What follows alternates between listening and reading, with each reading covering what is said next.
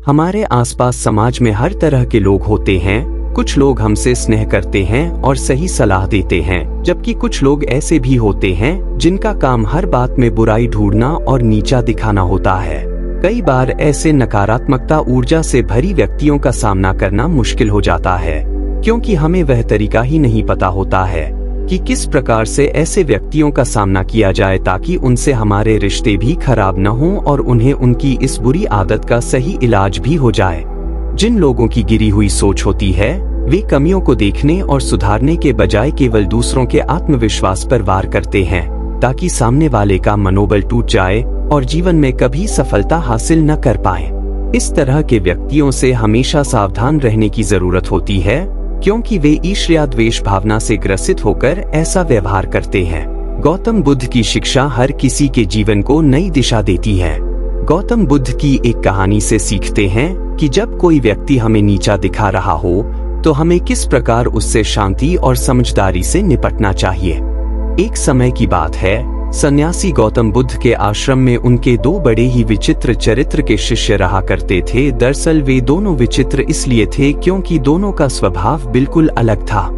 एक शिष्य का काम सभी के कामों में गलतियां निकालना और सभी को बिना मांगे सलाह देना था, जबकि दूसरे शिष्य का स्वभाव ऐसा था कि यदि कोई उससे कुछ कह देता था तो वह जवाब नहीं दे पाता था और घंटों इस बात पर विचार करता रहता था। दोनों आपस में अच्छे मित्र थे। सन्यासी गौतम बुद्ध अपने इन दोनों शिष्यों के स्वभाव से अच्छी तरह से परिचित थे। एक बार की बात है, दोनों में से वह शिष्य जो जवाब नहीं दे पाता था वह सन्यासी गौतम बुद्ध के पास पहुंचा। उस समय वह बेहद दुखी और परेशान था। सन्यासी गौतम बुद्ध ने जब उससे उसकी परेशानी का कारण पूछा तो उसने बताया कि उसका अपना मित्र ही उसे हर समय नीचा दिखाने का काम करता है। उसके मित्र की इस आदत को देखकर आश्रम के अन्य सभी लोग उसे चिढ़ाते रहते हैं और कुछ न कुछ कहते रहते हैं, लेकिन दुख की बात यह थी कि वह किसी को उत्तर नहीं दे पाता था, न ही उसे वह तरीका पता था जिससे ऐसे लोगों का सामना किया जा सके। अपने शिष्य की यह बात सुनकर सन्यासी गौतम बुद्ध मुस्कुराए और बोले, यह समस्या तो बहुत ही छोटी है, तुम स्वयं इन समस्याओं का सामना कर सकते हो, लेकिन इसके लिए तुम्हें स्वयं ही अपने बुद्धि का प्रयोग करना होगा। शिष्य ने कहा, अब आप ही मुझे बताइए कि मैं इस प्रकार के लोगों का सामना कैसे करूं। सन्यासी गौतम बुद्ध ने कहा, ठीक है, मैं तुम्हें उपाय बताता हूं। यदि कोई तुम्हारा अपमान करे या तुम्हारे विषय में ऐसी बातें करे जो तुम पसंद नहीं करते हो, तो तुम अपना बचाव कभी मत करो। उन्हें जो भी बात करनी है करने दो। तुम्हें कोई जरूरत नहीं है उन्हें यह समझाने की कि तुम्हारे साथ यह समस्या क्यों है। तुम अगर उनके बातों का कोई प्रतिक्रिया नहीं देते हो तो इससे तुम यह सिद्ध कर पाओगे कि उनकी कोई भी बातों से तुम प्रभावित नहीं हुए हो। ऐसी स्थिति में अपना बचाव कभी नहीं करना चाहिए। यदि कोई आपके बारे में बुरा बोल रहा है या आपको नीचा दिखाने की कोशिश कर रहा है तो तुरंत उन पर हमला करने से बचें। अगर आप उनके द्वारा किए गए टिप्पणी पर प्रतिक्रिया देते हैं तो उन्हें आपकी आलोचना करने का एक और मौका मिल जाएगा। अचानक उनकी टिप्पणियों पर प्रतिक्रिया देने से आप उनकी नजरों में कमजोर ही दिखेंगे, इसलिए ऐसा कभी नहीं करना चाहिए। यदि कोई आपको चुभाने वाली बात कह रहा हो या आपको नीचा दिखाने का प्रयास कर रहा हो तो आपको उससे प्रश्न पूछना चाहिए और कारण पूछना चाहिए कि आखिर में वह आपके बारे में इस प्रकार की बातें क्यों कर रहा है। ऐसा सवाल करने से अगर वह यह कार्य किसी गलत मनसा के साथ कर रहे हैं तो वह अपने आप ही शांत हो जाएंगे, क्योंकि उनके पास आपके द्वारा पूछे गए प्रश्नों का उत्तर होगा ही नहीं। यदि उस व्यक्ति ने आपको कारण बता दिया कि वह आपके बारे में गलत बातें क्यों कह रहा है, तब आपको उन बातों का हल जरूर पूछना चाहिए कि आखिर आप किस प्रकार से अपनी कमियों को दूर करें। इसके बाद गौतम बुद्ध अपने शिष्य को यह बताते हैं कि अनुभव के आधार पर प्रतिक्रिया करना चाहिए। पहले वो लोग जो हमसे उम्र और अनुभव दोनों में बड़े होते हैं, दूसरे हमारे बराबर के सहपाठी होते हैं और तीसरे जिनके उम्र और अनुभव दोनों ही हमसे कम होता है, ऐसे में सोच समझकर ही प्रतिक्रिया करनी चाहिए। जब हमारे माता पिता या गुरु हमें सलाह देते हैं तो हमें कभी नहीं सोचना चाहिए कि वे हमें नीचा दिखा रहे हैं। हमें उनकी बातों पर ध्यान देना चाहिए और यह जानने का प्रयास करना चाहिए कि उनकी सलाह पर कैसे काम किया जा सकता है, क्योंकि उनकी मनसा हमारे प्रति हमेशा सकारात्मक होती है। वे हमेशा हमारी भलाई के बारे में ही सोचते हैं। यदि हमारी उम्र या सहपाठी हमें नीचा दिखाने का प्रयास कर रहे हैं, तो पहले हमें उनकी बात को ध्यान से सुनना चाहिए। फिर हमें उन बातों पर विचार करना चाहिए।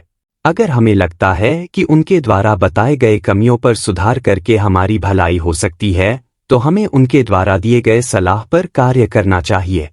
अगर हमारे हम उम्र सहपाठी का उद्देश्य केवल हमें नीचा दिखाने का और हमें हास्य पात्र सिद्ध करना है, तो हमें उनकी बातों को बेकार समझकर भूल जाना चाहिए। कई बार बड़े लोग अपने से छोटे को अनुभवी नहीं मानते हैं और उनके बातों पर ध्यान नहीं देते हैं। ऐसा कभी नहीं सोचना चाहिए कि जो हमसे उम्र में छोटा है तो वह हमेशा गलत ही होगा। यदि आपका छोटा आपसे सही बात कह रहा है, तो उसकी बात को ध्यान से सुनना चाहिए और विचार करना चाहिए कि क्या इससे हमारी भलाई हो सकती है। यदि उत्तर हाँ मिलता है, तो उसी अनुसार आपका प्रतिक्रिया होना चाहिए। यदि उत्तर नहीं में मिलता है, तो आप यह समझ सकते हैं कि वह आपको नीचा दिखाने का प्रयास कर रहा है और आप उसे जवाब देकर शांत कर सकता। तब उस शिष्य ने गुरु से पूछा, अगर कोई गलत उद्देश्य से हमें नीचा दिखाने का प्रयास करे तो हमारी क्या प्रतिक्रिया होनी चाहिए? तब गुरु ने बताया कि किसी भी गलत मंशा वाले लोगों को नीचा दिखाने के लिए इस तरह से व्यवहार किया जाता है। मानसिक संतुलन को नियंत्रण में रखें। यदि आपके सामने कोई उल्टा सीधा बात कर रहा है और आपने अपना मानसिक संतुलन खो दिया और धैर्य नहीं रखा, तो यह आपके लिए नुकसानदायक साबित हो सकता है। इसलिए कभी भी दूसरे के द्वारा कही गई बुरी बात पर अपना मानसिक संतुलन नहीं खोना चाहिए। यदि आपने उस समय धैर्य रखा, तो निश्चित ही समय आने पर आप उस व्यक्ति को सही जवाब दे पाएंगे। उस जवाब के बाद वह आपको नीचा दिखाना छोड़ देगा। वाणी पर नियंत्रण रखें। यदि आपको कोई नीचा दिखाने वाली बात कर रहा है, तो उसके बात को ध्यान से सुनना चाहिए और अपनी वाणी पर नियंत्रण रखना चाहिए। कई बार व्यक्ति दूसरों द्वारा कही गई बुरी बातों पर अपनी वाणी का नियंत्रण खो देते हैं और सामने वाले को अपशब्द कहने लगते हैं। ऐसा कभी नहीं करना चाहिए। अपना वाणी पर नियंत्रण रखना चाहिए, क्योंकि ऐसा करने से आपके ऊपर कोई दोष नहीं लगेगा। कहीं न कहीं सामने वाले व्यक्ति को अनुभव होगा कि यह तो मुझे कुछ नहीं कह रहा है, और इस तरह चुप रहकर भी आप सामने वाले को नीचा दिखा सकते हैं। यदि कोई व्यक्ति आपकी बेइज्जती कर रहा है और आपके बारे में बुरी बातें करके आपको नीचा दिखाने का प्रयास कर रहा है, तो इसके लिए दो तरीके हैं। आप इन तरीकों का उपयोग करके उन्हें अच्छा जवाब दे सकते हैं। एक, उस व्यक्ति को ऊंचा दिखाकर नीचा दिखाना।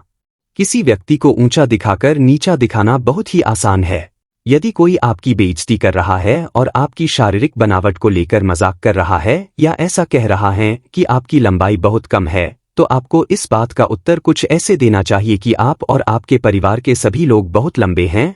निश्चित ही उन्हें जीवन के किसी क्षेत्र में मेहनत करने की आवश्यकता नहीं होती होगी, क्योंकि आप लोगों को सफलता तो आप लोगों की लंबाई देखकर ही मिल जाती है।